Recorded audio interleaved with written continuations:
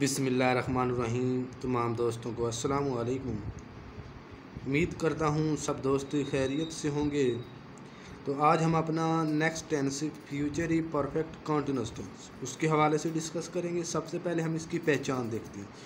तो इसकी पहचान क्या होती है? रहा होगा, रहे होंगे, रही होंगी। तो ये इसकी पहचान है। अभी जो फ्यूचर कंटीन्यूअस टेंस है उसके अंदर भी पहचान यही है।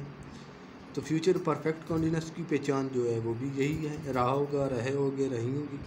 तो इसमें फ़र्क क्या है? तो फ़र्क ये है कि जो फ्यूचर परफेक्ट कंटीन्यूअस टेंस होगा उसके अंदर ही वक्त का तयन होगा।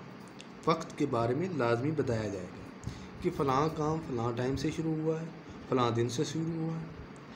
तो ये इसकी पहचान होगी फ्यूचर परफेक्ट कंटीन्यूअस टेंस की। तो इसके बाद हम इसका देखते हैं फार्मूला।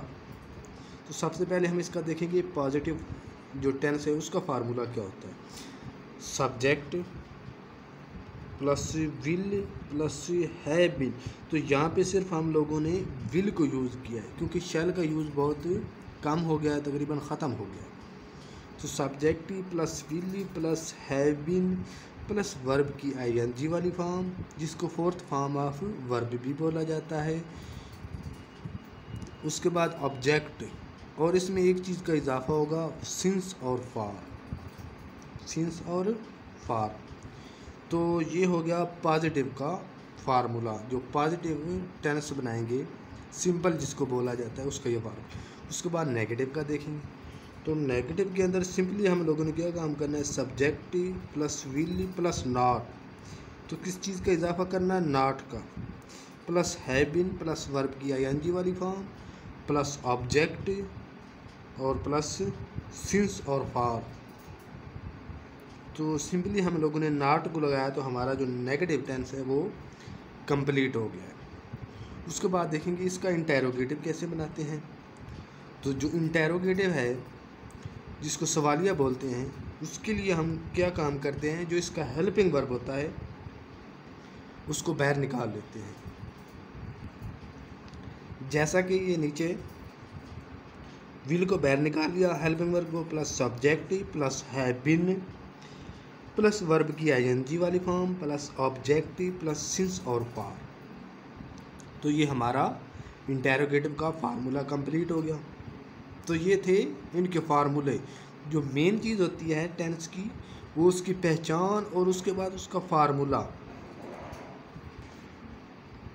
इसकी पहचान और इसका जो फार्मूला है ये इसकी मेन चीज़ होती है। अगर फार्मूला याद हो जाए तो जो सेंटेंस होता है वो बनाना इजी हो जाता है। उसके बाद सिंस और फार का जो इस्तेमाल है वो हम देखेंगे। सिंस कहाँ पे इस्तेमाल होगा और फार कहाँ पे इस्तेमाल। तो ये इम्पोर्टेंट चीज़ है सिंस और फार।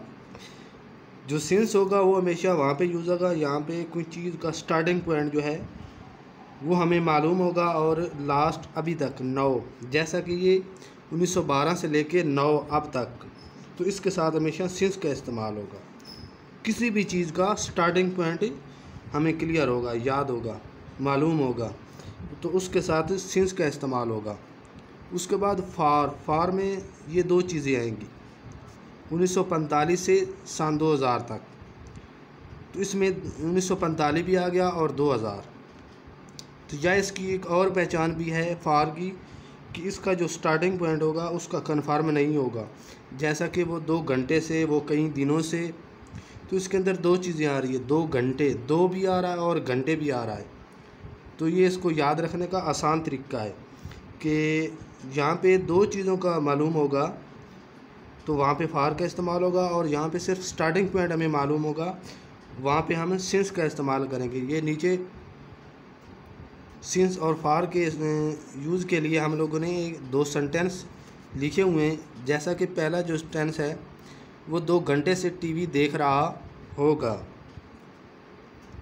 ही will have been watching TV for 2 hour.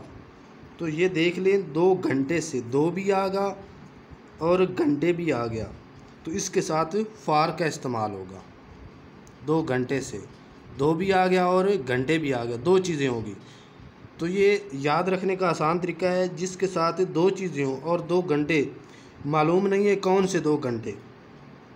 तो इसके साथ फार का इस्तेमाल होगा। नीचे हम सिंस के इस्तेमाल के लिए एक फ़िक्रा लिखा हुआ है, हम सुबह से खेल रहे होंगे, तो ये कैसे मुकम्मल होगा? He will have been playing since morning.